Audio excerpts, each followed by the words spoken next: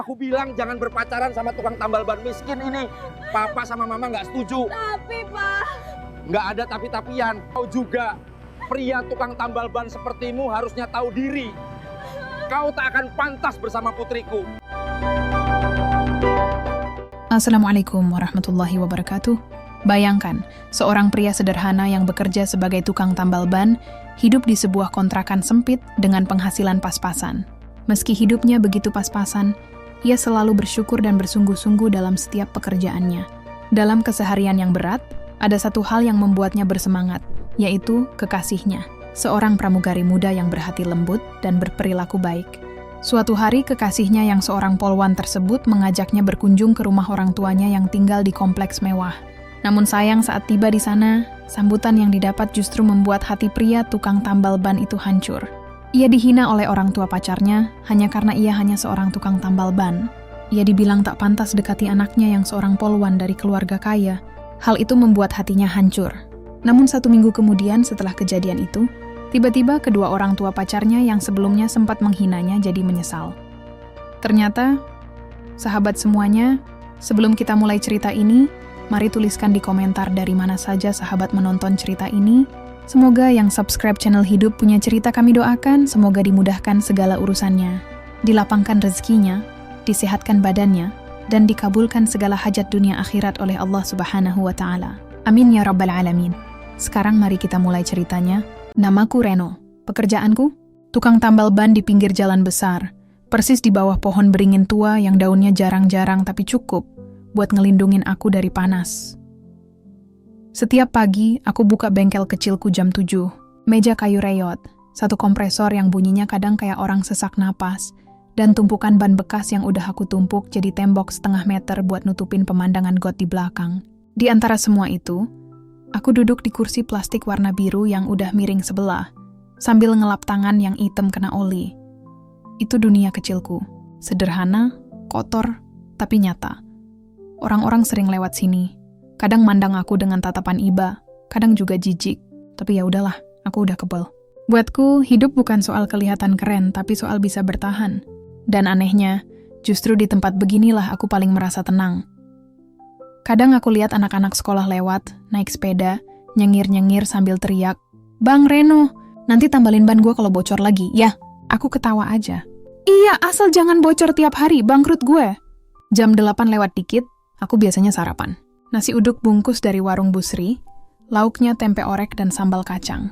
Duduk di trotoar, kaki selonjor, nikmatin angin yang lewat sambil nonton mobil-mobil buru-buru ke kantor.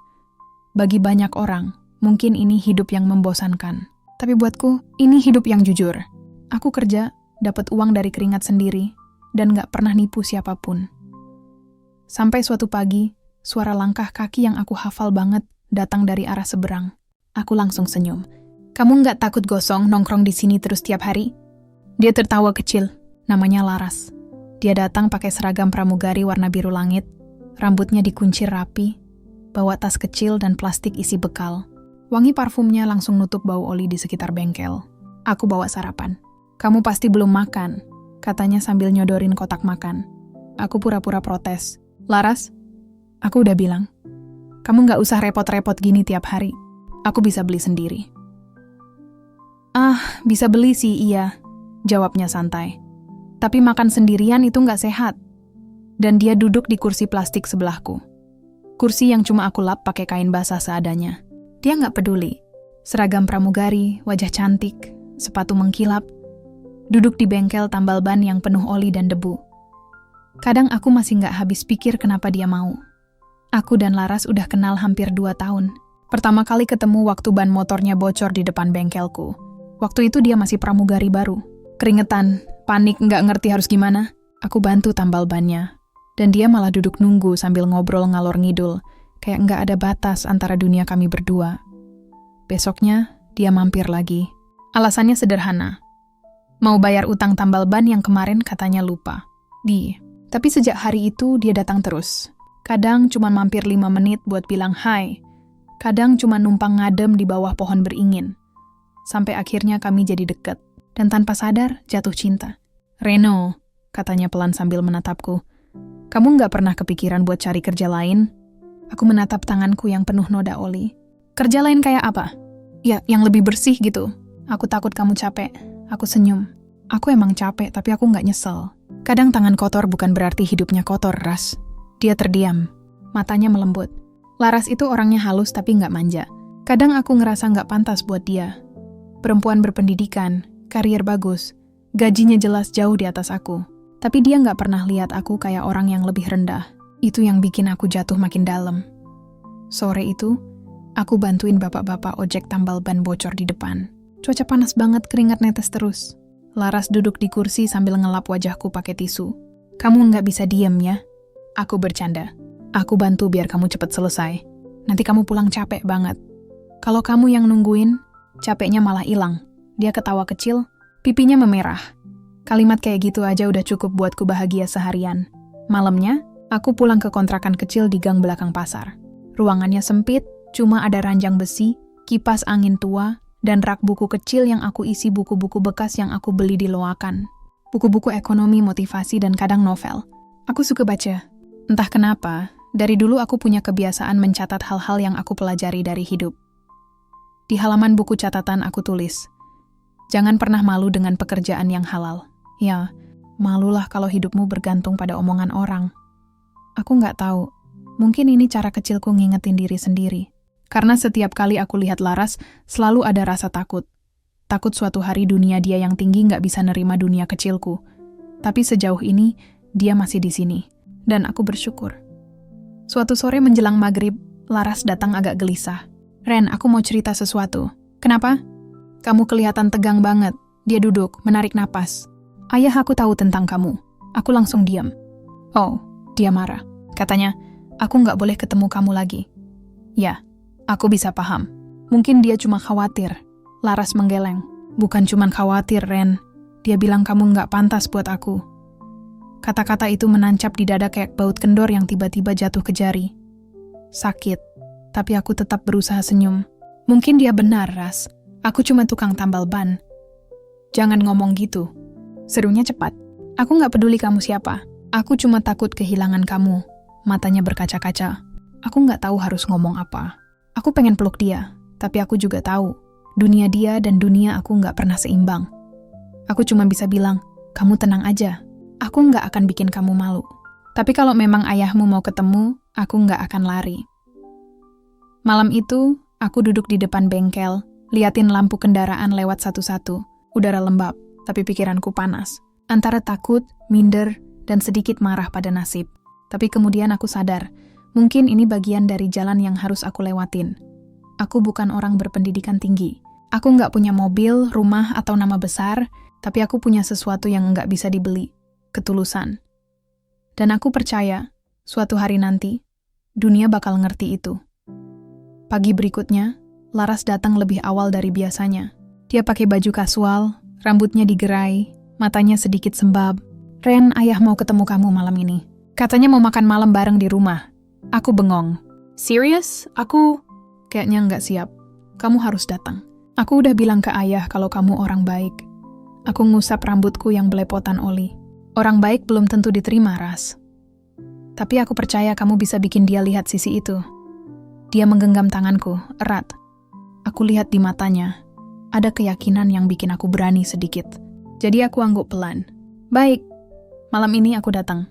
Sepulang kerja aku nyiapin diri sebisanya. Baju kemeja satu-satunya yang aku punya, warna putih, agak kekecilan di bahu, tapi masih layak pakai. Celana hitam yang aku setrika sendiri, sepatu pembersih yang aku poles dari sore. Aku ngaca, nyengir. Yah, paling nggak kelihatan manusiawi lah, gumamku. Aku naik motor tuaku, pelan-pelan menuju rumah Laras di kawasan elit. Jalanan menuju sana mulus banget, kontras banget sama jalan depan bengkelku yang bolong-bolong.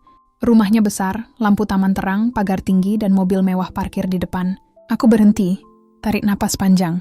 Bismillah, aku belum tahu malam itu bakal jadi malam yang ngubah semuanya. Bukan cuma buat aku, tapi buat hidup kami semua. Hari-hari setelah aku pertama kali makan malam di rumah Laras berjalan lambat. Seperti hujan yang nahan diri biar nggak turun duluan. Belum sempat aku ceritain makan malam itu ke siapapun, aku masih sibuk nyari cara untuk meyakinkan diri sendiri bahwa cinta ini nggak salah tempat. Tapi sebelum semua itu terjadi, Aku masih ingat betul bagaimana Laras datang ke bengkel pagi itu. Setelah aku selesai tambal ban truk yang bocor gara-gara paku jalanan. Suara motornya khas, lembut tapi cepat. Aku ngangkat kepala dan benar aja, Laras datang pakai jaket jeans, rambut dikuncir tinggi, helm setengah wajah warna merah muda. Dia turun, senyum, dan nyodorin kantong plastik putih. Sarapan, tuan tambal ban paling tampan sedunia. Aku ketawa kecil. Wah, promosi baru ya? Sekarang aku bukan cuma tukang tambal ban, tapi juga tampan. Dari dulu kamu tampan, aku aja yang baru sadar, katanya santai. Aku hampir keselek udara. Dia beneran bisa bikin hati ini kayak ban yang kempes lalu dipompa tiba-tiba. Deg-degan, panas, dan hidup lagi. Kami duduk bareng di kursi plastik sambil makan lontong sayur. Dia cerita tentang penerbangannya semalam. Katanya sempat delay 3 jam karena cuaca buruk di Surabaya. Kamu capek banget ya? Tanyaku. Capek tapi seneng. Aku suka lihat awan dari atas, Ren. Rasanya kayak dunia ini tenang banget kalau dilihat dari langit. Aku nyengir. Ya iyalah. Dari atas mah semuanya kelihatan kecil, termasuk masalah. Makanya kamu juga harus naik pesawat sekali-kali, biar kamu lihat dunia dari sisi yang beda. Laras tambal ban kayak aku mana bisa naik pesawat? Kalau aku yang beliin tiketnya, nanti aku dikira simpenan pramugari, bisa runyam hidupku, jawabku setengah bercanda. Dia ngakak sampai matanya berkaca. Dan di momen itu, aku sadar, aku nggak butuh langit buat ngerasa tinggi. Cukup duduk di sini sama dia. Hari-hari berikutnya berjalan manis. Kadang aku nganter dia ke bandara pakai motor bututku. Kadang cuma nemenin dia belanja di pasar tradisional buat nyari bahan masakan. Laras bukan tipe perempuan yang gengsi. Dia bisa makan soto pinggir jalan sambil ketawa lepas. Pernah suatu kali, waktu kami lagi makan di warung tenda, ada 2 pramugari lain yang kenal dia. Mereka sempat melirik ke arahku, dari atas ke bawah, dari sepatu kotor sampai tangan hitam oli. Salah satunya nyeletuk pelan, tapi cukup jelas buatku dengar. Seriusan itu pacarnya Laras? Kok, ya gitu banget? Aku pura-pura gak denger, tapi Laras langsung nyaut dengan nada datar.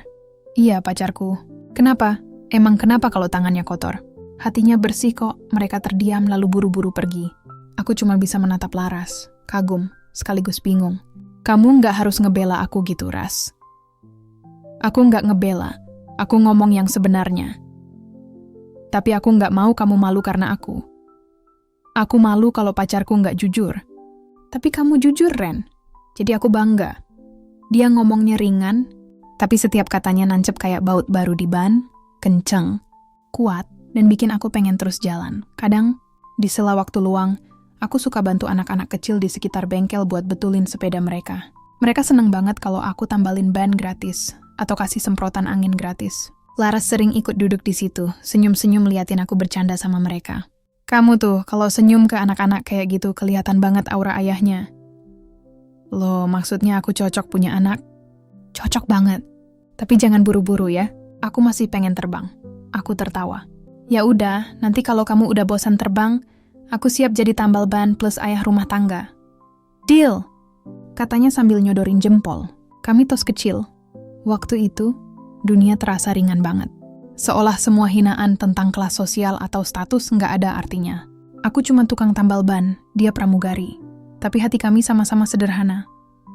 Suatu malam, Laras ngajak aku ke rooftop apartemen temennya. Dia bilang pengen lihat kota dari atas. Angin malam lembut, lampu kota kelap-kelip kayak bintang jatuh. Dia duduk di pinggiran tembok, kakinya digoyang pelan. Aku duduk di sebelahnya. Kamu tahu nggak? Katanya pelan. Waktu aku pertama kali kerja, aku pikir hidupku bakal sempurna. Gajiku lumayan, kerjaan keren, ketemu orang-orang hebat. Tapi ternyata, justru makin tinggi aku terbang, makin sering aku ngerasa sendirian. Aku dengerin diam-diam, sampai aku ketemu kamu. Lanjutnya, kamu nggak janjiin apa-apa, tapi aku ngerasa aman. Aku menatap wajahnya. Ada sinar lembut di matanya yang bikin dada ini hangat. Laras, kataku, aku nggak bisa janji bakal jadi orang hebat. Tapi aku bisa janji satu hal. Apa? Selama aku masih bisa napas, aku nggak akan biarin kamu ngerasa sendirian lagi. Dia nggak jawab, tapi tangannya nyari tanganku. Dan malam itu, di antara lampu kota dan suara angin, aku tahu. Aku jatuh cinta, benar-benar jatuh. Waktu berjalan cepat. Kami mulai saling terbuka soal keluarga. Aku cerita tentang ibuku yang udah lama meninggal, dan bapakku yang sekarang tinggal di desa. Sementara Laras cerita tentang keluarganya. Ayahnya yang direktur perusahaan besar, keras, perfeksionis. Dan ibunya yang lembut, tapi selalu ikut kata suami. Ayahku tuh tipikal orang yang percaya kalau hidup harus punya kelas, Ren, katanya waktu itu. Maksudnya, dia pikir semua hal bisa diukur dari uang dan jabatan. Aku capek berdebat, makanya aku nggak cerita tentang kamu dulu. Aku hanya mengangguk. Bagian dalam dadaku seperti diremas halus. Bukan karena marah, tapi karena sadar, cepat atau lambat, dunia kami bakal saling tabrak. Tapi aku siap, katanya menatapku dalam. Kalau nanti aku harus pilih, aku tahu siapa yang aku mau perjuangin. Aku menelan ludah. Dia ngomongnya gampang. Tapi aku tahu kenyataan nggak sesederhana itu. Masalah cinta sama status sosial itu kayak tambal ban di tengah hujan. Bisa aja bocor lagi kalau nggak kuat nempelnya. Beberapa hari sebelum makan malam yang dijanjikan, aku sempat mimpi aneh. Dalam mimpi itu, aku berdiri di depan rumah besar, tapi setiap kali aku melangkah, tanahnya jadi lumpur dan aku tenggelam. Laras ada di seberang, manggil namaku, tapi suaranya makin jauh. Waktu aku bangun, keringat dingin udah membasahi leher. Aku nggak tahu, mungkin cuma kecapekan. Tapi perasaan nggak enak itu nggak hilang sampai sore. Sore itu, Laras datang lagi ke bengkel, tapi wajahnya kelihatan canggung. Ayah nanyain kamu lagi, katanya pelan. Nanyain gimana?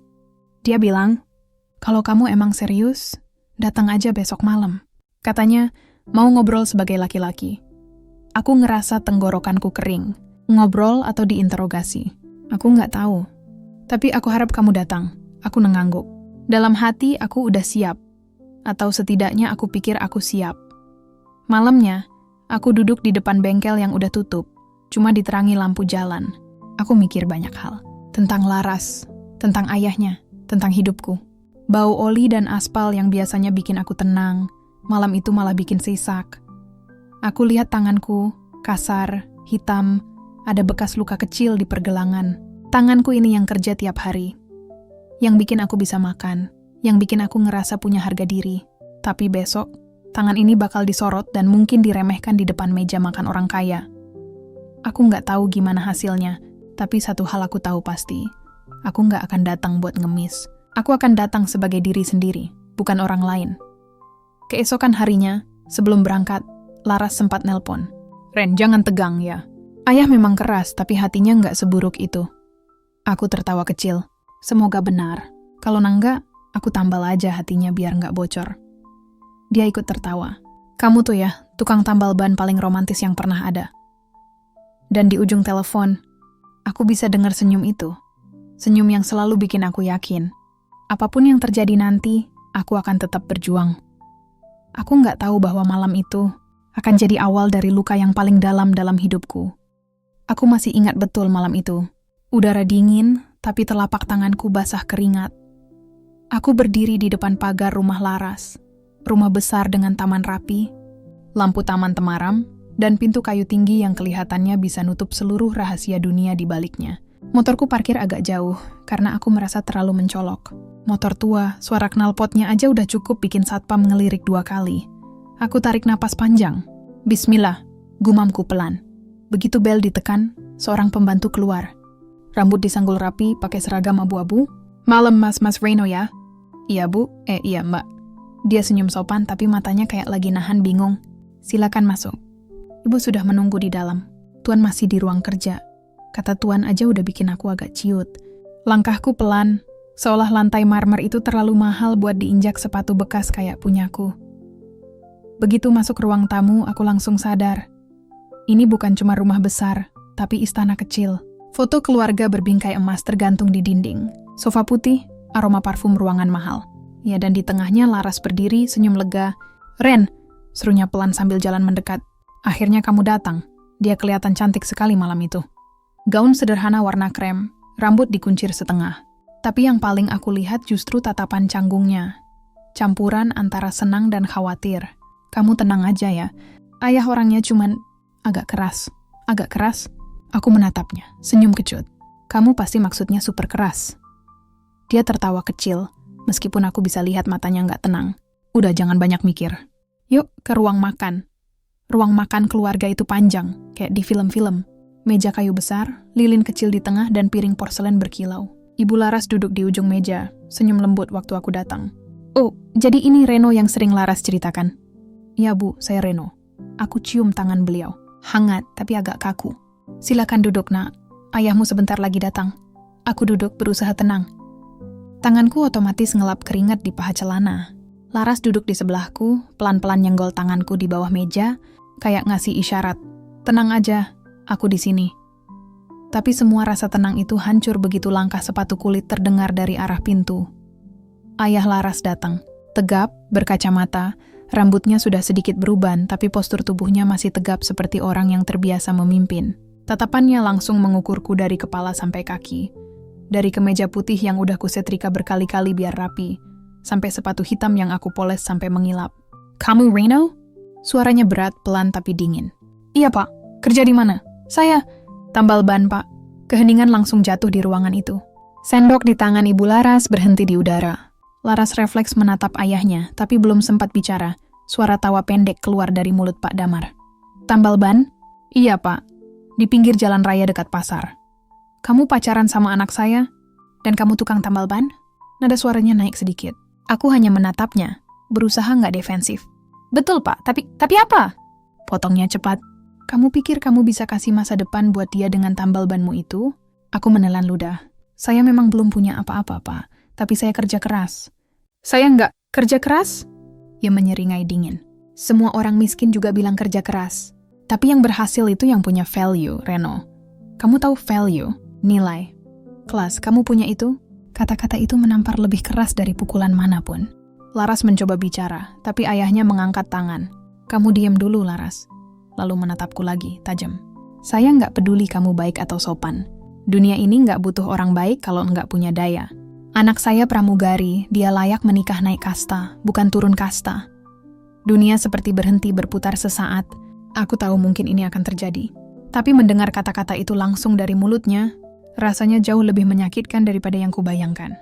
"Pak," aku mencoba bicara pelan. "Saya nggak datang ke sini buat pamer atau minta disetujui. Saya cuma mau menunjukkan kalau saya tulus." "Tulus?" Ia menepuk meja. "Tulus nggak bisa bayar rumah, Nak. Tulus nggak bisa kasih anak saya kehidupan layak." Laras berdiri. "Ayah, cukup. Aku yang pilih Reno karena aku tahu dia nggak palsu. Aku bahagia sama dia." "Bahagia?" Ayahnya berbalik tajam. "Kamu tahu bahagia itu bisa hilang begitu tagihan datang tiap bulan? Kamu mau hidup di bengkel panas, makan seadanya, tidur di kasur tipis?" Laras menunduk, matanya berkaca. Aku menatap keduanya, dan untuk pertama kalinya aku merasa benar-benar kecil. Bukan karena aku miskin, tapi karena aku nggak bisa ngelindungi dia dari hinaan orang tuanya sendiri. "Saya paham, Pak," kataku pelan. "Saya nggak akan paksa. Saya juga nggak mau jadi beban buat siapapun." Pak Damar mendengus. "Nah, syukurlah kamu masih punya sedikit akal." Dia berdiri, menatapku dingin. "Mulai malam ini jauhi anak saya. Dunia kalian nggak sama. Jangan pernah lagi datang ke rumah ini. Jangan pernah lagi buat dia berharap sesuatu yang kamu sendiri nggak bisa kasih." Aku berdiri pelan. Laras menatapku panik. "Ren, jangan pergi," katanya lirih. "Kita bisa jelasin." Aku menatapnya, senyum kecil tapi kaku. "Tenang aja, Ras. Aku nggak apa-apa." Lalu aku menatap ayahnya, dan berkata dengan suara yang aku usahakan tetap stabil. "Pak, saya mungkin nggak punya kelas, tapi saya punya harga diri. Dan malam ini, saya pamit bukan karena kalah, tapi karena saya nggak mau bikin anak bapak malu." Aku menunduk hormat, lalu jalan keluar. Langkahku berat, tapi aku nggak mau nunjukin punggung yang gemetar. Begitu keluar rumah, udara malam langsung nusuk ke dada. Aku jalan pelan menuju motor, sementara bayangan Laras muncul di teras, matanya merah. Dia manggil namaku, tapi aku cuma bisa ngangkat tangan tanpa menoleh. Kalau aku lihat dia lagi, mungkin aku nggak akan sanggup pergi. Aku naik motor, mesin tuaku meraung pelan. Di kaca spion, rumah besar itu makin lama makin kecil, sampai akhirnya hilang di balik tikungan. Aku berhenti di jalan yang sepi, di bawah lampu jalan yang temaram.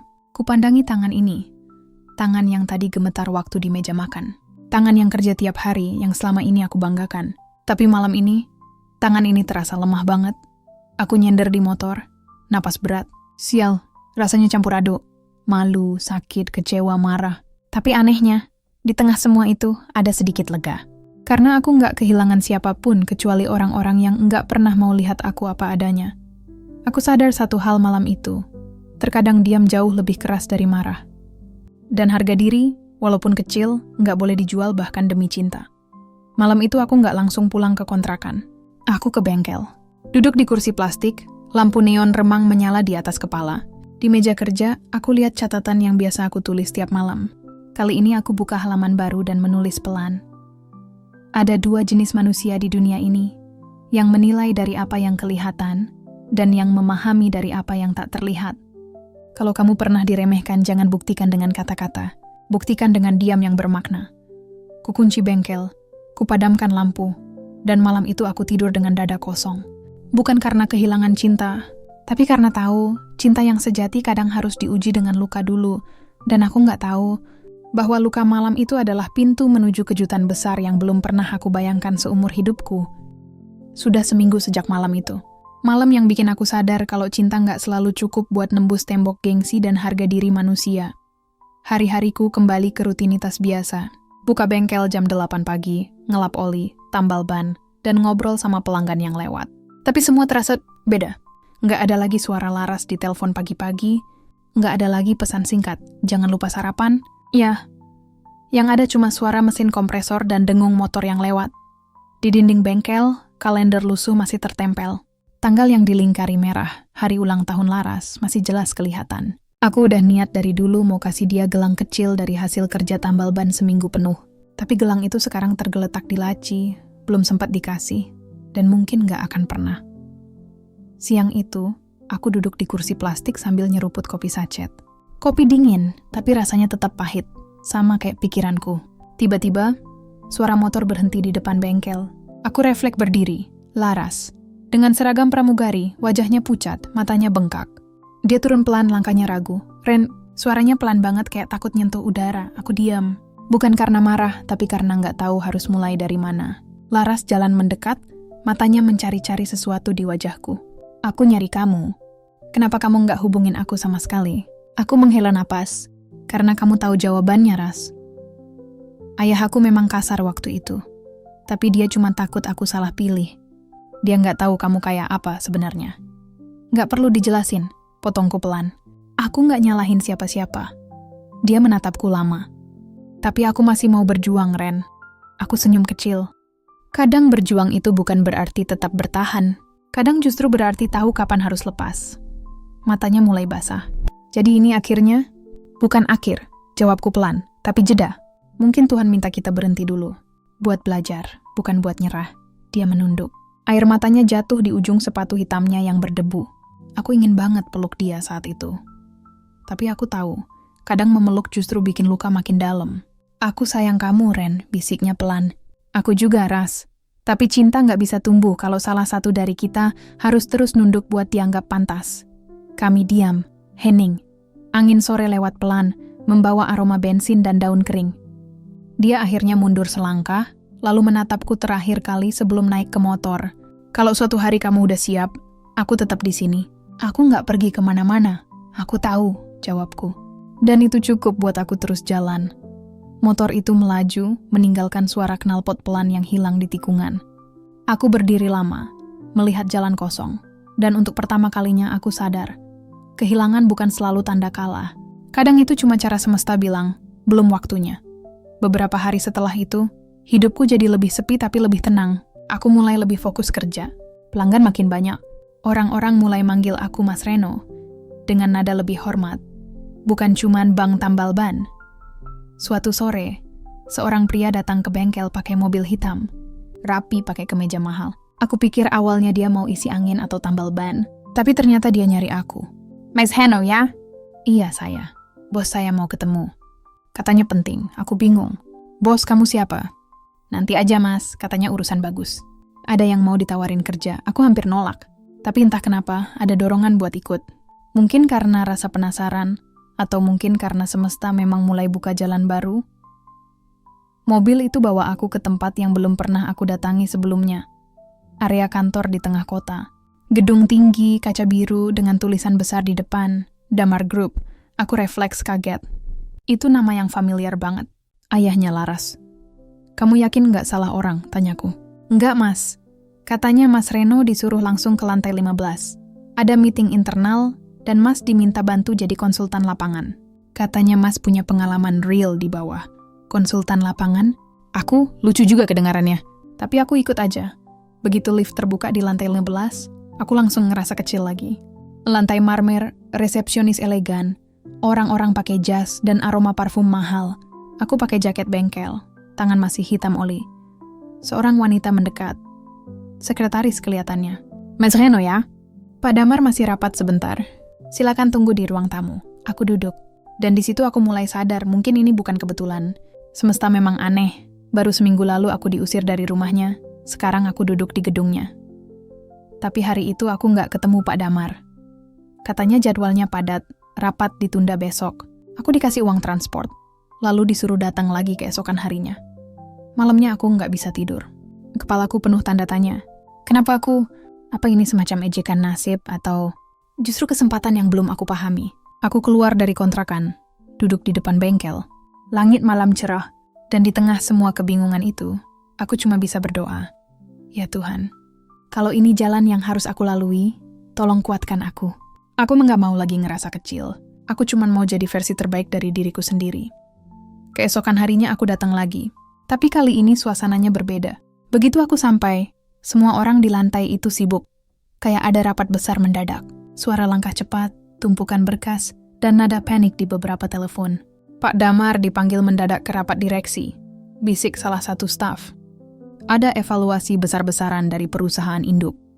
Masalah apa? Nggak tahu pasti, tapi katanya soal kesalahan laporan keuangan dan proyek gagal. Aku cuma diam, nggak tahu harus bereaksi gimana. Tapi jujur aja, ada rasa aneh di dada, semacam déjà vu. Seolah semesta lagi menulis ulang babak berikutnya dalam hidupku. Dan tanpa aku sadari, hari itu jadi awal dari perubahan besar. Perubahan yang nggak cuma buat hidupku, tapi juga buat orang yang dulu menghina aku di meja makan penuh penghakiman itu. Malam itu aku pulang, duduk di bengkel sambil merenung. Aku nggak tahu kenapa aku dilibatkan. Tapi satu hal yang pasti, aku udah janji sama diriku sendiri. Aku nggak akan datang dengan dendam. Kalau aku sampai di tempat tinggi nanti, aku mau berdiri dengan kepala tegak. Bukan buat balas, tapi buat membuktikan bahwa ketulusan punya daya lebih besar dari gengsi. Hari itu, bengkelku baru buka setengah jam waktu seorang kurir datang bawa amplop coklat. Nama penerimanya jelas banget, Reno Aditya. Tulisan rapi, stempel resmi, dan di pojok kiri atas tertulis, Damar Group Headquarters. Aku sempat mikir itu salah alamat. Tapi nama dan alamat bengkelnya benar. Aku buka perlahan. Di dalamnya ada surat undangan formal. Kepada Bapak Reno Aditya dengan hormat. Kami mengundang Anda untuk menghadiri rapat bersama jajaran direksi Damar Group pada hari Senin, pukul 10 WIB, di ruang rapat utama lantai 16. Agenda, evaluasi dan observasi lapangan terkait proyek CSR dan kemitraan UMKM. Hormat kami, Sekretaris Direksi Damar Group. Aku bengong. Damar Group lagi? CSR dan UMKM. Aku cuma tukang tambal ban. Apa urusanku sama perusahaan besar? Kopi saja di tangan langsung hambar. Kepala penuh tanda tanya. Tapi ada sesuatu yang ganjil di akhir surat itu. Di bawah tanda tangan sekretaris, ada tulisan tangan kecil dengan tinta biru. Datanglah. Ini penting. Ares aku menatap huruf itu lama. RSH. Inisial itu seperti familiar. Laras? Nama panjangnya Larasati Sasmita. Ya, bisa jadi. Tapi kenapa dia pakai surat resmi? Apa ini ulahnya? Hari Senin pagi aku berangkat, pakai kemeja abu-abu satu-satunya yang kupunya. Celana panjang disetrika sampai lurus, sepatu dipoles sampai kinclong. Nggak seperti waktu pertama kali aku datang dulu. Kali ini aku datang bukan karena bingung, tapi karena pengen tahu apa yang sebenarnya terjadi. Di resepsionis lantai 16, aku nyebutin namaku. Dan anehnya, staf di sana langsung menyambut sopan. Silakan Pak Reno. Rapatnya sebentar lagi dimulai. Ruangan sebelah kanan, Pak Reno. Telingaku hampir nggak percaya dengar itu. Biasanya orang manggil aku Bang, Mas, atau Bos Tambal Ban. Aku jalan pelan ke arah ruang rapat. Pintu kaca besar, berlabel Executive Meeting Room. Begitu aku buka, ruangan itu penuh orang. Jas, dasi, laptop terbuka, wajah serius. Dan di ujung meja, duduk Pak Damar. Aku langsung berhenti di ambang pintu. Wajahnya menegang seketika. Dia nggak nyangka aku ada di sana. Sorot matanya berubah dari bingung ke marah, lalu ke takut? Ini? Apa maksudnya? Suaranya rendah tapi penuh tekanan. Kenapa orang ini ada di sini? Sebelum siapapun sempat jawab, pintu belakang ruangan terbuka. Seorang pria paruh baya masuk, Postur berwibawa, jas hitam, dan seluruh ruangan langsung berdiri. Salah satu direksi berbisik, "Itu CEO dari perusahaan induk, Pak Surya." "CEO perusahaan induk?" Berarti ini atasan dari semua atasan di ruangan ini. Pak Surya duduk santai, tapi sorot matanya tajam. "Baik, sebelum mulai, saya ingin memperkenalkan seseorang yang mungkin belum Anda semua kenal." Ia menoleh ke arahku. "Reno, silakan duduk." Ruangan mendadak senyap. Aku melangkah perlahan ke kursi yang disiapkan di dekat ujung meja. Setiap langkah terasa berat, seperti ada ratusan mata menelanjangiku. Pak Damar masih terpaku. Wajahnya tegang. "Pak Surya, maaf. Tapi apa hubungan orang ini dengan rapat direksi kita?" Pak Surya tersenyum samar. "Nanti Anda akan tahu." Rapat dimulai. Bahasan pertama, proyek CSR perusahaan yang gagal total. Laporan keuangan menunjukkan banyak ketidaksesuaian. Angka yang enggak nyambung, program yang mandek, dan pengeluaran yang enggak bisa dijustifikasi. Suara-suara mulai naik. Direktur keuangan mencoba membela diri. Pak Damar juga bersuara keras, berusaha meyakinkan kalau ini cuma kesalahan administratif. Tapi Pak Surya nggak bicara sepatah kata pun. Dia cuma duduk, memperhatikan satu persatu, sampai akhirnya dia menepuk meja pelan. "Cukup, saya sudah melihat cukup banyak." Semua diam. Lalu dia berdiri, berjalan ke arahku. Tangannya menepuk bahuku ringan. "Saudara-saudara, izinkan saya memperkenalkan. Reno Aditya Surya, anak saya." Ruangan langsung membeku. Waktu seolah berhenti. Aku bisa dengar detak jantungku sendiri. Pak Damar mendongak, wajahnya memucat. Apa?" Suaranya bergetar. "Anak? Anda?" "Ya," jawab Pak Surya tenang. "Reno baru kembali dari luar negeri 3 bulan lalu. Dan selama itu dia saya minta turun langsung ke lapangan. Saya ingin dia melihat dunia nyata. Bukan dari balik meja direksi, tapi dari pinggir jalan, dari keringat orang kecil." Semua mata menatapku dengan tatapan tak percaya. Aku hanya duduk diam. Tanganku mengepal di bawah meja, berusaha tetap tenang. Pak Surya melanjutkan, dan dari lapangan, dia menemukan sesuatu. Banyak laporan CSR yang katanya membantu rakyat kecil, ternyata nggak pernah sampai ke tangan mereka. Termasuk proyek yang dikelola langsung oleh tim Anda, Pak Damar. Suara gemuruh kecil terdengar di ruangan. Beberapa direksi saling pandang. Pak Damar pucat, tangannya gemetar. Itu nggak benar, Pak. Saya..." "Reno sendiri yang lihat," potong Pak Surya. "Dia kerja di lapangan, di antara orang-orang kecil. Dia dengar sendiri bagaimana dana bantuan tidak pernah turun. Bahkan, sebagian besar program cuma ada di laporan." Aku mengangkat kepala perlahan, menatap Pak Damar, pria yang seminggu lalu menghina aku di depan keluarganya. Aku lihat wajahnya sekarang, bukan marah, tapi takut. Takut karena kenyataan yang berbalik terlalu cepat. "Saya nggak datang ke sini buat balas dendam, Pak," kataku tenang. "Saya cuma ingin bantu memperbaiki sistem yang salah. Orang-orang kecil nggak butuh belas kasihan. Mereka cuma butuh keadilan yang jujur." Suara di ruangan benar-benar mati. Tak ada yang berani bicara. Pak Surya menatapku, lalu menoleh ke arah semua direksi. "Mulai hari ini, Reno akan ikut duduk di jajaran pengawas proyek CSR nasional. Semua laporan akan diverifikasi langsung olehnya. Dan saya harap tidak ada lagi yang memandang rendah orang yang bekerja dengan tangan kotor. Karena justru dari merekalah kita tahu arti kerja yang sebenarnya." Setelah rapat usai, semua orang satu persatu keluar. Pak Damar masih duduk di tempatnya, tak bergerak. Aku berdiri, menatapnya pelan. "Pak," kataku lembut, "saya nggak pernah dendam. Saya tahu waktu itu Bapak cuma jagain anak Bapak. Tapi kadang, caranya bikin luka yang dalam." Dia menunduk. Saya salah, Reno. Saya terlalu sombong." "Nggak apa-apa," jawabku. "Saya cuma berharap Bapak nggak nilai orang dari kelasnya lagi. Karena nilai manusia bukan dari apa yang dia punya, tapi dari caranya memperlakukan orang lain." Dia mengangguk pelan, matanya mulai berkaca.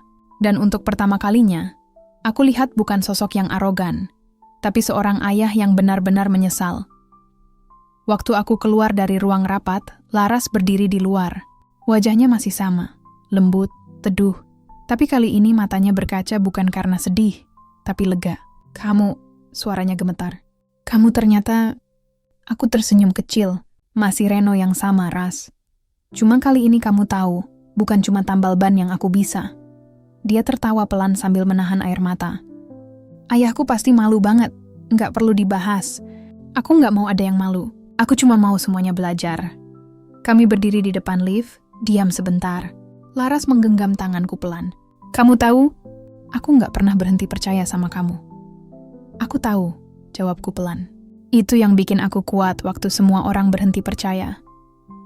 Malamnya, aku duduk di balkon rumah ayahku. Rumah besar yang dulu tak pernah kupedulikan. Tapi malam ini aku memandang bintang dengan tenang. Aku bukan lagi anak kecil yang malu karena kerja dengan tangan kotor. Aku bukan lagi pria yang dihina di meja makan. Aku cuma Reno, seseorang yang akhirnya paham bahwa untuk membuktikan siapa kita, kadang kita memang harus jatuh dulu. Biar waktu yang bicara, bukan ego. Dan aku tahu, ini belum akhir. Karena perjalanan sebenarnya baru mulai. Hari-hari setelah rapat pertama itu berjalan cepat. Nama Reno Aditya Surya tiba-tiba jadi bahan omongan di seluruh gedung. Dari petugas keamanan sampai kepala divisi, semua mulai sibuk menebak-nebak. Anak bos yang kerja tambal ban, serius tuh?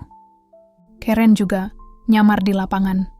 Wah, kalau saya tahu, saya juga mau pura-pura tambal ban. Siapa tahu jadi pengawas. Aku cuma senyum tiap dengar bisikan begitu. Lucu juga, manusia memang cepat berubah. Dulu disapa pun enggan, sekarang semua nyapa sambil nunduk. Tapi di balik itu, ada rasa yang nggak enak. Aku tahu, perubahan cepat kayak gini selalu menimbulkan musuh baru. Dan di dalam gedung ini, musuh terbesarku bukan orang luar, tapi orang yang dulu duduk paling tinggi, Pak Damar. Hari itu aku resmi bergabung di tim audit internal. Tugas pertamaku, memverifikasi ulang seluruh laporan dana CSR yang sebelumnya ditangani divisi Pak Damar. Dan disitulah badai mulai datang. Tumpukan berkas datang satu demi satu. Angka-angka yang seharusnya klop malah acak-acakan. Ada dana yang dilaporkan sudah disalurkan ke masyarakat, tapi saat aku cek ke lapangan, boro-boro cair, bahkan warga sekitar nggak tahu proyek itu pernah ada. Aku turun langsung ke desa tempat proyek bantuan ekonomi rakyat, yang katanya sukses besar. Yang kutemui cuma lahan kosong, bekas pondasi setengah jadi, dan warga yang bilang, kami nggak pernah dapat bantuan apa-apa, Mas. Cuman datang orang foto-foto, terus pergi. Aku diam lama di sana. Keringat dan debu menempel di baju, tapi pikiranku dingin. Aku tahu ada sesuatu yang busuk, dan aku tahu siapa yang paling bertanggung jawab. Sore itu aku kembali ke kantor, langsung menuju ruangan audit, kususun laporan singkat dan serahkan ke bagian hukum internal. Beberapa staf tampak gelisah waktu lihat nama Damar Sasmita tertulis di atas laporan. Salah satunya bahkan berbisik pelan, Mas, hati-hati ya.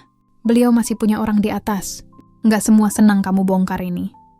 Aku cuma jawab pendek. Kalau kebenaran harus dibungkam, buat apa kita kerja? Keesokan harinya suasana kantor makin tegang. Pagi-pagi, aku dipanggil ke ruang rapat utama, lagi. Begitu masuk, aku langsung tahu ini bukan rapat biasa. Semua direksi hadir, bahkan Pak Surya sendiri duduk di ujung meja. Wajahnya serius, di seberangku, Pak Damar. Rautnya kaku, tapi matanya masih berusaha tenang. Baik, kata Pak Surya membuka rapat. Kita di sini untuk membahas temuan Reno terkait penyalahgunaan dana CSR. Dia menatap ke arahku. Silakan Reno. Aku berdiri, menatap semua orang di ruangan itu. Tanganku sedikit gemetar tapi suaraku mantap. Bapak-bapak, ibu-ibu. Selama 2 minggu terakhir saya menelusuri data ke lapangan. Dari 15 proyek CSR yang dilaporkan berhasil, 9 diantaranya fiktif.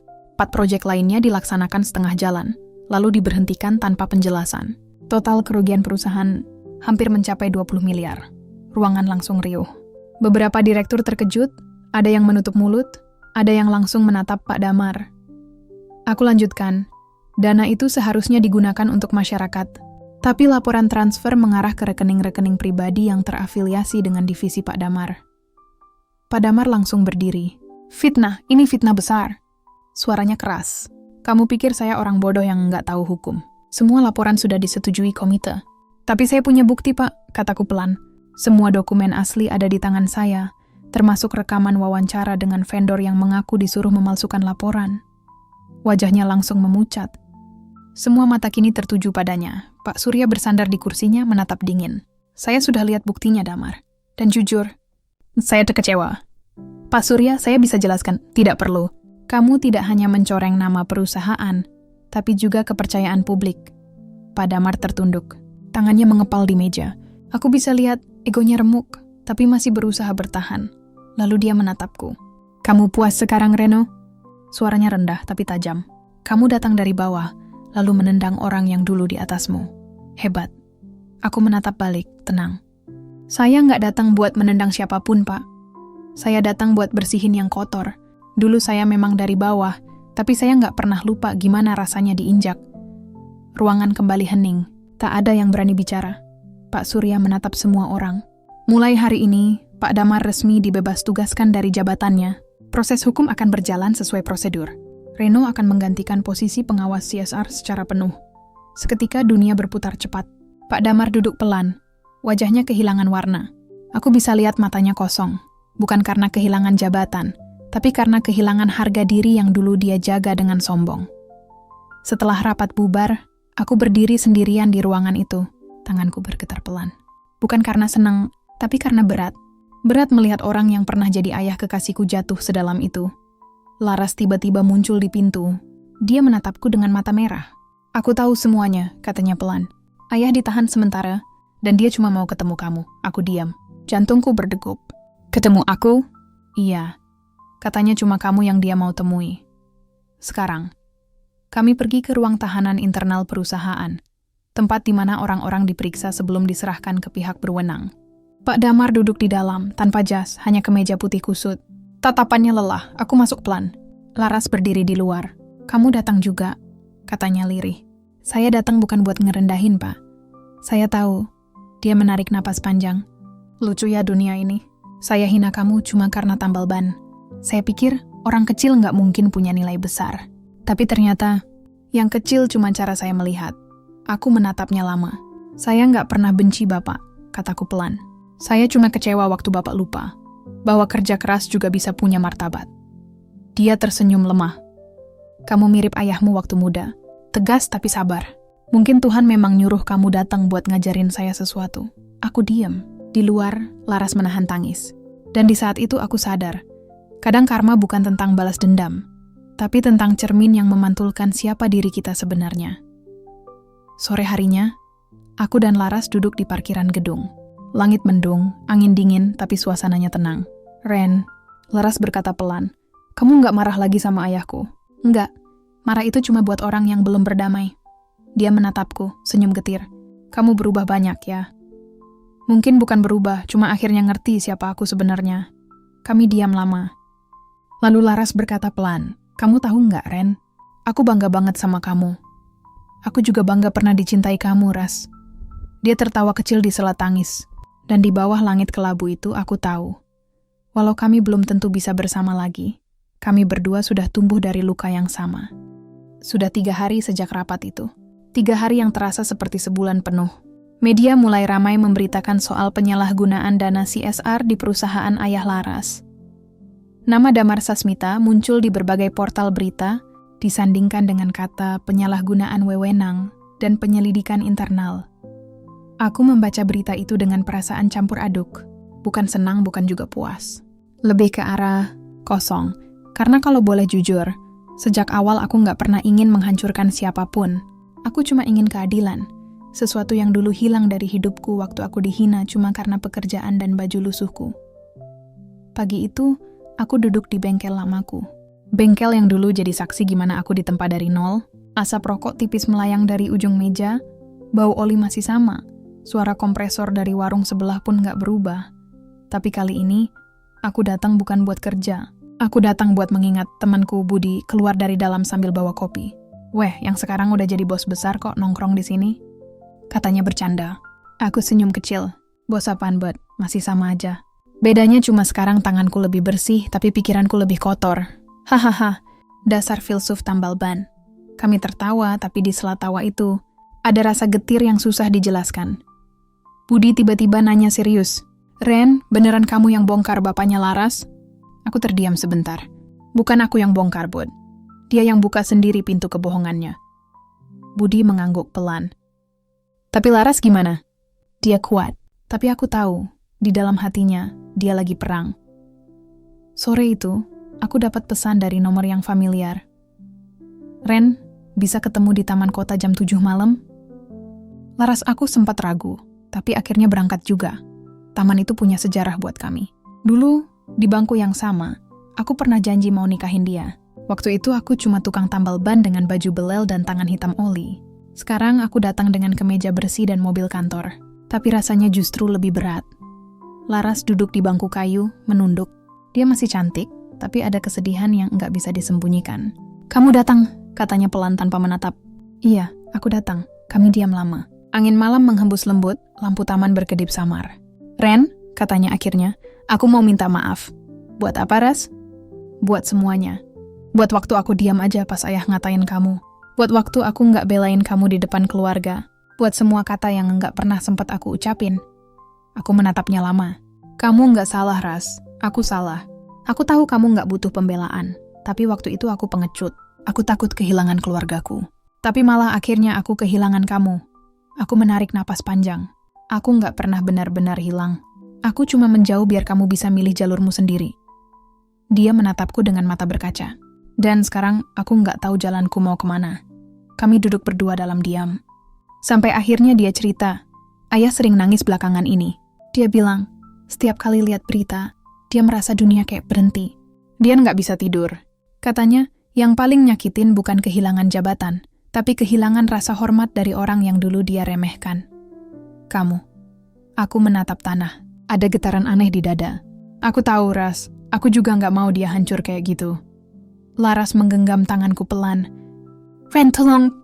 "Kalau kamu masih punya sedikit rasa, temui ayah sekali lagi. Bukan sebagai CEO, bukan sebagai orang yang dia hina, tapi sebagai manusia yang mau memaafkan." Aku diam. Hening. Kata maaf itu terasa berat, tapi juga ringan di waktu yang sama. "Aku pikirin, Ras. Terima kasih." Dia menatapku, lalu menunduk lagi. Tangannya gemetar waktu dia lepaskan genggamanku. Dan malam itu, kami berpisah tanpa pelukan, tanpa janji, hanya dengan doa yang diam-diam sama. Semoga semuanya bisa sembuh. 2 hari kemudian, aku datang ke rumah sakit tempat Pak Damar dirawat. Katanya dia drop karena tekanan darah naik dan stres berat. Aku berdiri di depan pintu kamar, mengetuk pelan. Dari dalam terdengar suara pelan, "Masuk." Dia terbaring di ranjang, wajahnya pucat, tubuhnya tampak jauh lebih tua, tapi matanya masih tajam. Kali ini bukan karena marah, tapi karena sesal. "Reno?" katanya lirih. "Terima kasih udah datang. Saya cuma pengen lihat Bapak baik-baik aja." Dia tersenyum lemah. "Baik-baik aja itu relatif, Nak. Tapi sekarang, mungkin untuk pertama kalinya saya tenang." Aku duduk di kursi dekat ranjang. Kami sama-sama diam, hanya mendengar suara mesin infus dan detak pelan di monitor. "Kamu tahu," katanya tiba-tiba, "waktu pertama kali saya lihat kamu di rumah dulu, saya pikir kamu ancaman. Bukan buat Laras, tapi buat ego saya. Karena saya nggak siap melihat orang sederhana punya keberanian yang saya nggak punya." Aku menunduk. "Saya juga dulu marah, Pak. Tapi bukan karena Bapak hina saya. Saya marah karena saya tahu Bapak bisa lebih baik dari itu." Dia menatapku, mata berkaca. "Dan kamu masih datang ke sini. Masih peduli. Kamu tahu nggak, Nak? Kadang Tuhan kasih kita pelajaran lewat orang yang kita hina. Kamu salah satunya. Aku nggak bisa tahan lagi." Aku genggam tangannya. Tangannya lemah, tapi genggamannya hangat. "Saya maafkan, Pak. Dari awal pun saya nggak pernah benar-benar benci." Air mata menetes di sudut matanya. "Terima kasih, Nak. Kamu orang baik. Jauh lebih baik dari saya." Sebelum aku pulang, dia berkata pelan, "Kalau nanti Laras masih percaya sama kamu, tolong jaga dia. Tapi kalau dia milih jalan lain, jangan tahan. Karena cinta sejati bukan tentang memiliki, tapi membiarkan orang bahagia." Aku terdiam lama. Kalimat itu menancap dalam. Bukan hanya karena datang dari orang yang dulu membenciku, tapi karena akhirnya dia mengerti apa itu rendah hati. Malam itu aku pulang dengan perasaan ringan tapi juga hancur. Aku duduk di balkon apartemen, memandangi lampu kota yang berkelip. Hidup memang lucu. Kadang yang dulu kamu kejar buat bukti, malah berubah jadi pelajaran buat hati. Aku sadar satu hal malam itu. Kemenangan sejati bukan saat musuhmu jatuh, tapi saat kamu bisa tetap berdiri tanpa kebencian di dadamu. Sudah seminggu sejak aku menjenguk Pak Damar di rumah sakit. Setelah hari itu aku nggak dengar kabar apapun dari Laras. Dia menghilang, nomornya nggak aktif. Pesan yang kukirim cuma centang 1. Tiap malam aku nunggu, tapi nggak ada kabar. Aku nggak tahu apakah dia masih di rumah sakit, di rumah, atau pergi keluar kota buat menenangkan diri. Yang aku tahu cuma satu, semua ini pasti berat buat dia. Pagi itu, rapat besar kembali digelar. Rapat final penentuan proyek nasional yang dulu ditangani divisi Pak Damar. Aku datang lebih awal, seperti biasa. Tapi hari ini suasananya beda. Ada bisik-bisik di antara para direksi, sesuatu yang terdengar seperti kabar besar.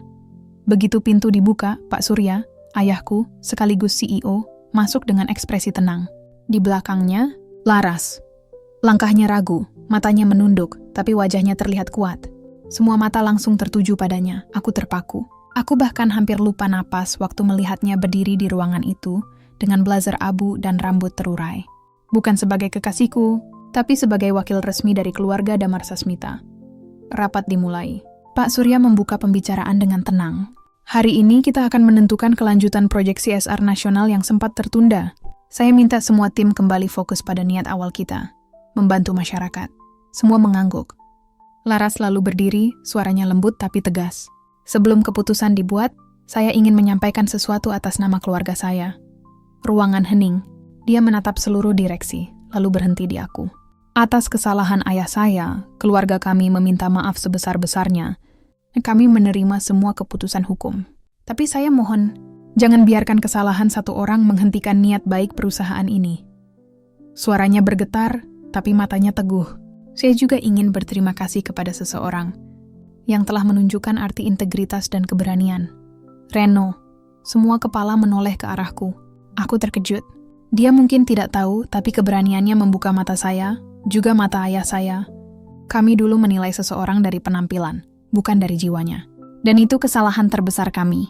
Suara Laras mulai pecah. Jadi kalau hari ini saya berdiri di sini, bukan untuk membela ayah saya, tapi untuk membela kebenaran yang dulu saya abaikan. Pak Surya menatapnya lama, lalu tersenyum kecil. Kamu wanita yang kuat, Laras. Rapat selesai 1 jam kemudian. Semua orang keluar, tapi aku tetap duduk di kursi, menatap meja kosong. Laras menghampiriku perlahan. Ren. Iya. Terima kasih udah datang ke rumah sakit waktu itu. Dia gimana sekarang? Udah lebih tenang. Tapi dia bilang mungkin nggak akan balik kerja lagi. Katanya dia mau keluar kota, ngurus yayasan sosial kecil. Mulai hidup baru. Aku tersenyum. Bagus. Mungkin di sana dia bisa nemuin versi dirinya yang lebih damai. Laras mengangguk. Kami diam cukup lama sebelum akhirnya dia berkata, Ren, aku mau jujur. Tentang apa? Tentang kita. Jantungku mulai berdetak cepat. Aku menatapnya. Dan di mata itu ada sesuatu yang dalam. Sedih tapi pasti. Aku cinta kamu, katanya pelan. Aku selalu cinta kamu. Bahkan waktu aku harus berpura-pura gak peduli. Tapi sekarang, aku gak tahu apakah cinta cukup buat nyembuhin semuanya. Aku diam. Kata-katanya menusuk. Tapi aku tahu dia jujur. Kamu takut, Ras? Bukan takut.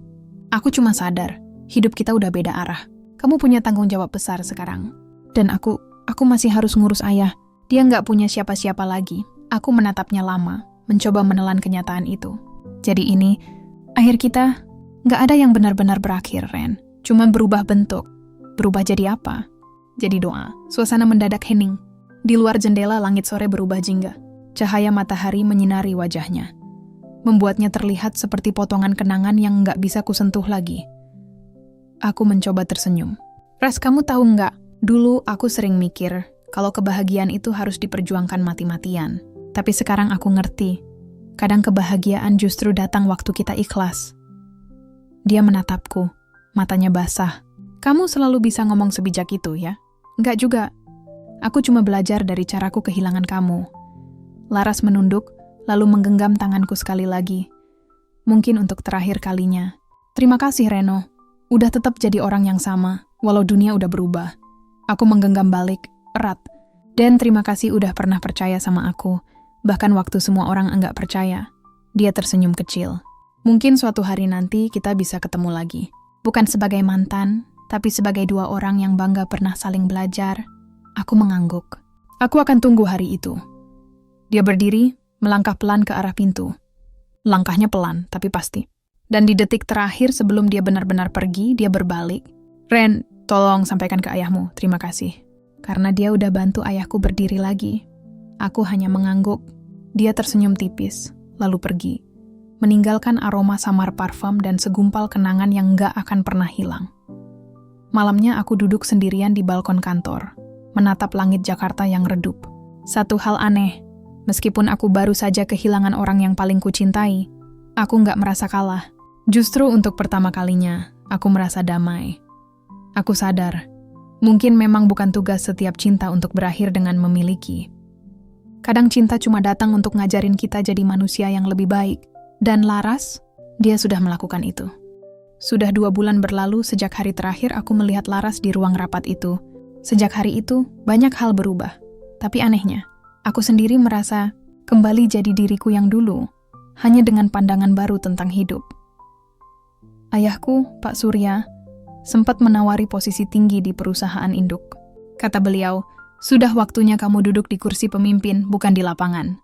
Tapi aku menolak, bukan karena sombong, tapi karena aku tahu, kursi bukan ukuran nilai seseorang. Aku lebih memilih turun lagi ke lapangan, meninjau proyek-proyek sosial, membantu masyarakat kecil yang dulu senasib denganku. Lucunya mereka masih saja manggilku, Mas Reno, tambal bannya buka lagi nggak? Dan aku cuma bisa ketawa. Udah tutup, Bu. Sekarang saya tambal yang lain, tambal harapan orang-orang. Hari itu aku berada di sebuah desa kecil di luar kota, tempat proyek air bersih baru mau dimulai. Anak-anak berlarian di tanah berdebu, ibu-ibu sibuk menjemur pakaian, dan udara panas menyengat sampai ubun-ubun. Tapi suasananya hidup. Aku berdiri di tepi sumur bor baru yang sedang diuji. Seorang bocah kecil datang menghampiriku sambil membawa sepeda tua. Pak, ini bannya bocor. Bisa ditambal? Katanya polos. Aku terdiam sebentar. Senyumku langsung mengembang. Wah, kamu tahu nggak, dulu bapak ini tukang tambal ban. Beneran? Berarti bisa dong? Bisa banget. Aku jongkok, ambil alat seadanya, bantu dia nambal. Dan entah kenapa di momen sederhana itu aku merasa pulang. Setelah selesai, bocah itu tersenyum lebar. Terima kasih, Pak. Sama-sama. Nanti jangan sering nabrak batu lagi, ya? Iya, katanya sambil goes sepeda dengan gembira. Aku menatapnya pergi. Tiba-tiba aku sadar. Mungkin ini bentuk kemenangan yang sebenarnya. Bukan punya kekuasaan besar, bukan punya harta berlimpah, tapi bisa memberi sesuatu yang berguna untuk orang lain, sekecil apapun itu. Sore menjelang, aku duduk di bangku kayu dekat pos proyek, membuka buku catatan. Isinya sederhana. Rencana distribusi air, catatan kebutuhan warga, dan beberapa coretan tangan. Di halaman terakhir, aku menulis sesuatu pelan. Kalau hidup memberi luka, jangan balas dengan dendam. Balaslah dengan karya. Karena kadang, maaf yang paling kuat adalah bukti bahwa kita bisa bangkit tanpa kebencian. Aku menutup buku itu, tersenyum kecil. Angin sore meniup halus wajahku, membawa bau tanah basah dan suara tawa anak-anak dari kejauhan. Beberapa hari kemudian, aku dipanggil oleh ayahku. Beliau ingin bertemu di kantor pusat. Aku datang, masih dengan kemeja lapangan dan sepatu berdebu. Kamu tetap enggak mau naik jabatan? Tanya beliau sambil tersenyum. Enggak, ya. Aku masih mau di lapangan. Di sana rasanya lebih hidup. Ayah tahu kamu enggak akan berubah, katanya pelan. Tapi justru itu yang bikin ayah bangga. Aku tertawa kecil. Aku cuma nerusin yang ayah ajarkan kok. Bahwa kekuatan bukan dari jabatan, tapi dari makna yang kita tinggalin. Beliau menepuk bahuku pelan. Reno, kamu tahu nggak? Laras dan ayahnya baru kirim surat ke kantor. Mereka mau buka yayasan pendidikan untuk anak-anak kurang mampu di desa tempat dulu kamu kerja. Serius? Iya. Dan mereka minta kamu jadi salah satu pembina kehormatan. Aku terdiam. Hatiku hangat, tapi juga nyesek sedikit. Jadi, mereka baik-baik aja sekarang? Iya.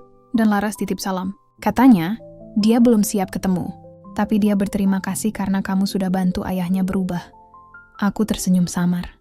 Kadang perubahan terbaik justru datang dari luka yang dalam ya. Beberapa minggu kemudian aku menerima surat itu. Dari Laras, tulisan tangannya masih sama, rapi, lembut, dan penuh perasaan. Reno, aku nggak tahu harus mulai dari mana. Tapi aku cuma ingin bilang, terima kasih. Kamu pernah bilang kalau cinta sejati itu bukan tentang memiliki, tapi membiarkan orang bahagia. Sekarang aku paham maksudnya. Ayah mulai tersenyum lagi. Kami buka yayasan kecil di desa tempat kamu dulu bantu proyek air bersih. Anak-anak di sana suka sekali dengar cerita tentang Mas Reno tukang tambal ban yang jadi penyelamat. Kadang aku ikut cerita juga. Tapi bukan sebagai pramugari atau anak pejabat. Aku cuma bilang aku pernah kenal seorang pria sederhana yang tulus banget hatinya. Dan setiap kali aku cerita, aku tahu, kau semata-mata bisa ke dalam doa, bukan dalam jarak. Laras Hearts, aku baca surat itu berkali-kali. Dan setiap kali ku baca, rasanya kayak dinding keras di dadaku retak perlahan. Bukan karena sedih, tapi karena lega. Beberapa bulan berlalu, Yayasan Laras tumbuh cepat. Kadang kami masih berkoordinasi lewat email, tapi tanpa basa-basi berlebihan. Hanya dua orang dewasa yang sama-sama tahu. Cinta kami sudah berubah bentuk, tapi tidak hilang. Suatu sore, aku kembali ke bengkel lamaku. Pintu sudah berkarat, tapi papan kayu bertuliskan tambal ban Renault masih tergantung di atas. Aku tersenyum melihatnya.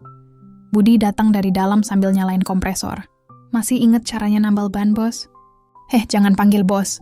Aku tetap Renault yang dulu. Iya, tapi yang dulu sekarang udah beda. Beda kenapa?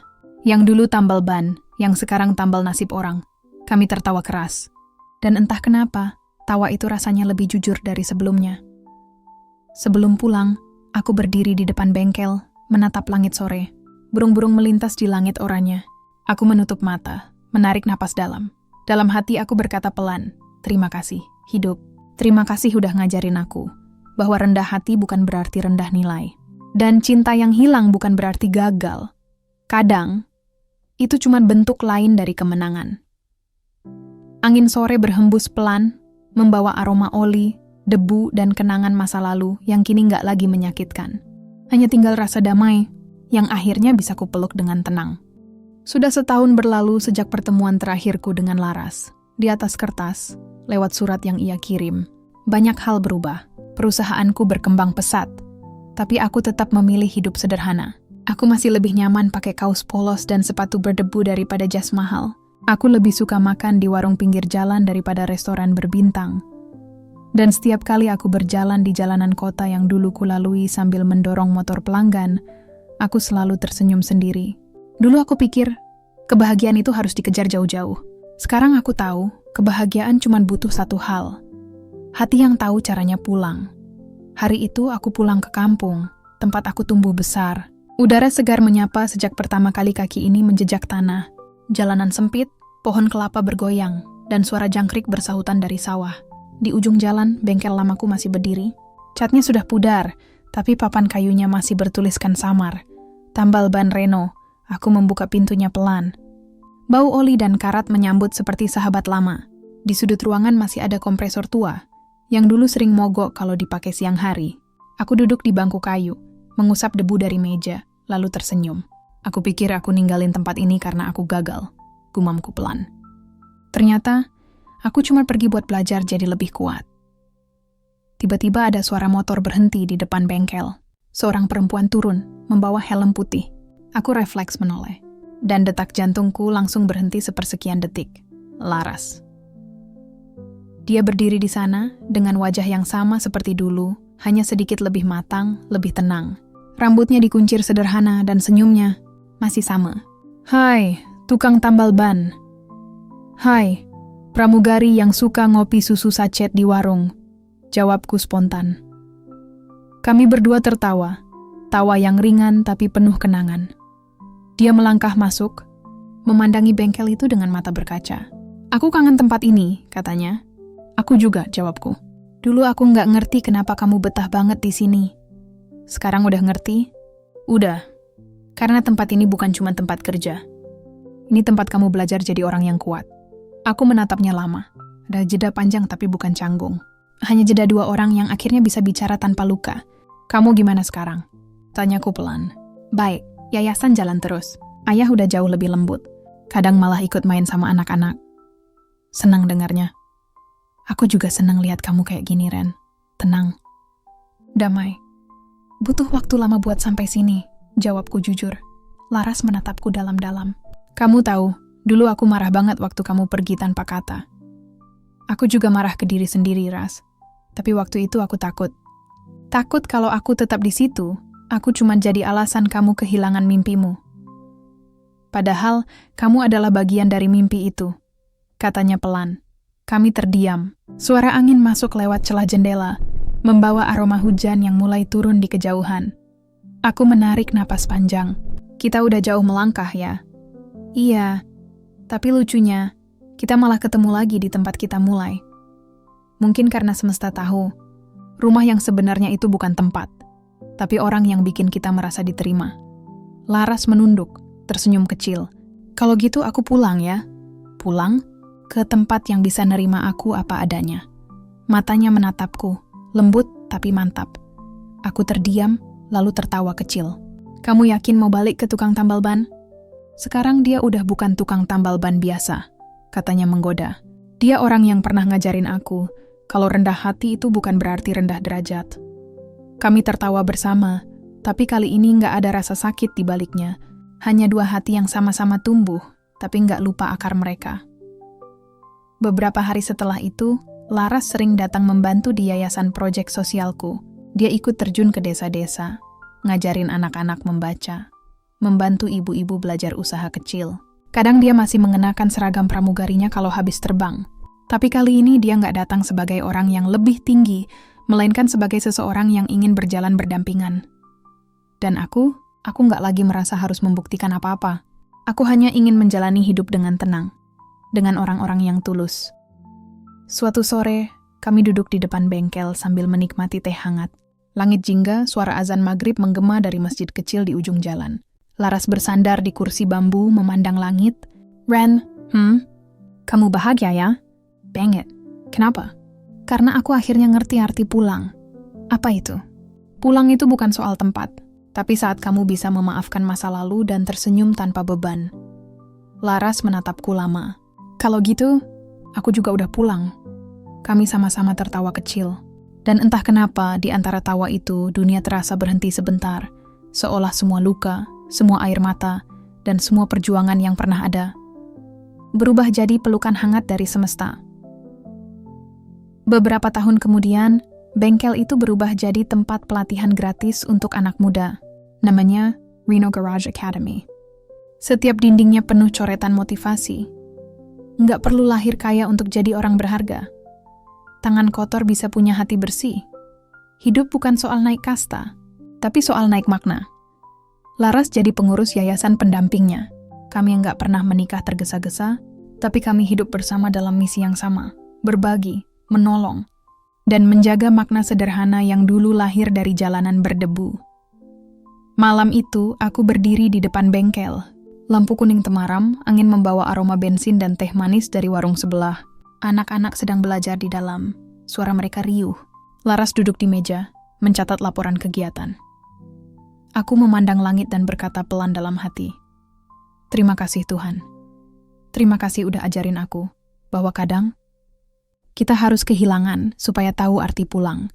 Aku menatap Laras yang tersenyum dari jauh, dan untuk pertama kalinya dalam hidup, aku benar-benar yakin, aku nggak perlu kemana-mana lagi. Aku sudah sampai. Aku sudah pulang.